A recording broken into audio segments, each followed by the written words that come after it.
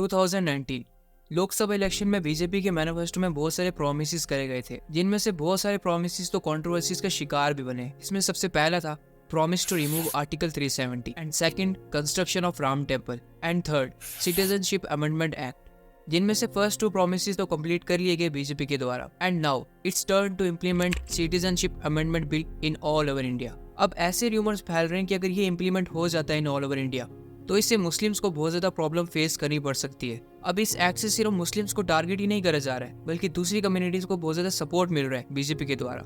आज की इस वीडियो के अंदर हम इस टॉपिक को बहुत ज्यादा डिटेल में समझेंगे, वो भी बहुत थोड़े टाइम के अंदर। एंड हम ये भी जानेंगे क्या सच में मुस्लिम्स को टारगेट करे जाने लग रहा है या फिर ये सिर्फ फेक प्रोपोगेंडा है। सबसे पहले तो हम समझते हैं about NRC. What is NRC? तो ये है national register of citizens, and अगर दूसरी लैंग्वेज में हम बात करें तो यह लिस्ट ऑफ इंडियन सिटीजन्स। और इसमें ये चीज प्रूव करने के लिए कि आप एक सिटीजन ही हो एंड आप कोई इलीगल इमिग्रेंट नहीं हो, आपको डॉक्यूमेंट्स दिखाने पड़ेंगे गवर्नमेंट को अपनी सिटीजनशिप प्रूव करने के लिए। देखो, ये ऑल ओवर इंडिया में अभी तक इम्प्लीमेंट नहीं हुआ है, ये सिर्फ आसाम के अंदर अभी तक इम्प्लीमेंट हो रखा है। वो भी इसलिए क्योंकि वहाँ पे बहुत ज्यादा इलीगल इमिग्रेंट्स बांग्लादेश और बाकी की कंट्रीज से आके रहने लग रहे हैं और इसकी वजह से वहाँ के आम लोगों को बहुत ज्यादा प्रॉब्लम फेस करनी पड़ रही है। इसलिए आसाम के अंदर एनआरसी को लागू कर दिया गया था। नाउ ये जो एनआरसी है, यह first step towards CAA, that is citizenship amendment act, जिसको अपडेट करा गया था 2019 के अंदर। सीएए ये बोलता है कि इंडिया की गवर्नमेंट को हर एक सिटीजन को रजिस्टर करना है इंडिया के अंदर। Now see what is the main purpose of NRC. अब आसाम में ऑलरेडी ये चीज लागू हो चुकी है, तो इसलिए वहाँ पे लोग 2 पार्ट्स में डिवाइड हो रखे हैं। एक वो जिनके पास तो अपने डॉक्यूमेंट्स हैं सिटीजनशिप प्रूव करने के लिए, दूसरे वो लोग जिनके पास डॉक्यूमेंट्स नहीं है अपनी सिटीजनशिप प्रूव करने के लिए, लेकिन वो वहाँ पे काफी टाइम से रहने लग रहे हैं। तो इन लोगों की ये प्रॉब्लम सॉल्व करने के लिए गवर्नमेंट ने 2019 में लाया सीएए। अब सारी कॉन्ट्रोवर्सीज की जड़ यही बनी, इसी वजह से ऑल ओवर इंडिया में बहुत ज्यादा प्रोटेस्ट भी देखने को मिले।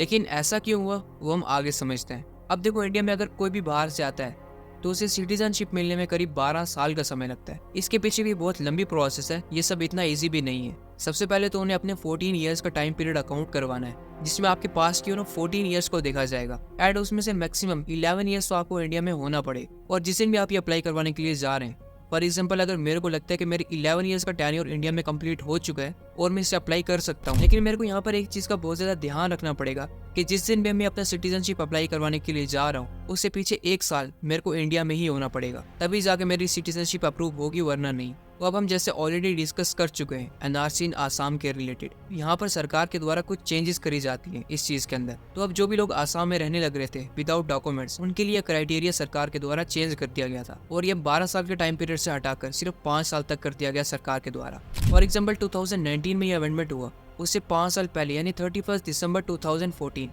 उससे पहले जो भी इंडिया में आया अब उसे इंडिया की सिटीजनशिप मिल सकती है, बस उसे अप्लाई करना पड़ेगा।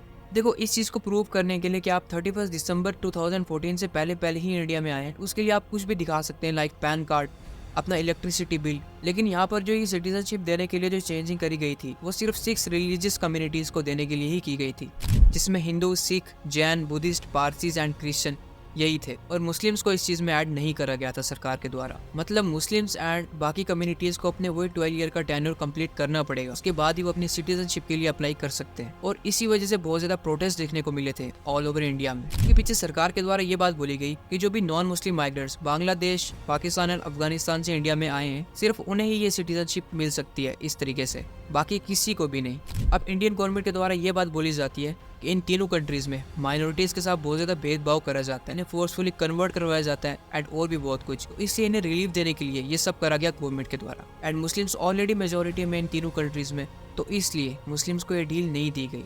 अगर आपको ये बात लगती है कि आप बहुत ही इजीली अपने सिटीजनशिप होने का प्रूफ दे दोगे गवर्नमेंट को अपने आधार कार्ड की मदद से, अपने पैन कार्ड की मदद से, तो ऐसा बिल्कुल भी नहीं होगा। और ये बात इंडिया के होम मिनिस्टर अमित शाह ने खुद एक इंटरव्यू में बोली है। तो ये आधार, ये वोटर कार्ड और ये जितने तमाम डॉक्यूमेंट होते हैं, ये क्या आपको अपने नागरिकता पहचान नहीं देते? ना जी, ये नहीं है, इससे नागरिकता तय नहीं होती है और आधार से तो जरा भी नहीं तय होती। अब जब इस टॉपिक के ऊपर बहुत ज्यादा बैकलैश फेस करना पड़ा बीजेपी पार्टी को, प्राइम मिनिस्टर मोदी अपनी स्पीच में ये बात बोलते हैं कि उन्होंने एनआरसी का लफ्ज यूज ही नहीं करा अपनी किसी स्पीच के अंदर। मेरी सरकार आने के बाद 2014 से आज तक मैं 130 करोड़ देशवासियों को कहना चाहता हूं, कहीं पर भी एनआरसी शब्द पर कोई चर्चा नहीं हुई है, कोई बात नहीं हुई है। सिर्फ सुप्रीम कोर्ट ने जब कहा तो हो सिर्फ आसाम के लिए करना पड़ा। लेकिन वहीं पे दूसरी तरफ उन्हीं के पार्टी के मेंबर अमित शाह इस चीज को बहुत बार एड्रेस कर चुके हैं अपनी स्पीचेस के अंदर। एनआरसी की प्रक्रिया देश भर में होगी, उस वक्त आसाम के अंदर भी ये एनआरसी की प्रक्रिया स्वाभाविक रूप से फिर से की जाएगी। अब जब भी इन फ्यूचर एनआरसी लागू होगा इन ऑल ओवर इंडिया, तो अब जो भी इसमें गिल्टी पाया जाएगा उन्हें डिटेंशन कैंप में रखा जाएगा मोदी गवर्नमेंट के द्वारा। लेकिन प्राइम मिनिस्टर मोदी इस चीज से डिनाई करते हैं। लेकिन अगर आप रिपोर्ट्स के मुताबिक देखें तो इन ऑल ओवर इंडिया बहुत सारे डिटेंशन कैंप ऑलरेडी बन रखे हैं और जिनका यूज इन फ्यूचर होने वाला है, वो भी मास लेवल के ऊपर। नाउ एक और इम्पोर्टेंट बात, अगर आपको अभी तक यही लग रहा है कि एनआरसी सिर्फ मुस्लिम्स को ही टारगेट करा जा रहा है गवर्नमेंट के द्वारा या फिर सिर्फ मुस्लिम्स को ही प्रॉब्लम फेस करनी पड़ सकती है इन फ्यूचर, तो आप बिल्कुल ही गलत है। क्योंकि जब होम मिनिस्टर अमित शाह उनसे इस रिलेटेड बात की गई तो उनका जवाब कुछ ये था। एनआरसी में कोई धर्म के आधार पर कोई कार्यवाही नहीं होनी।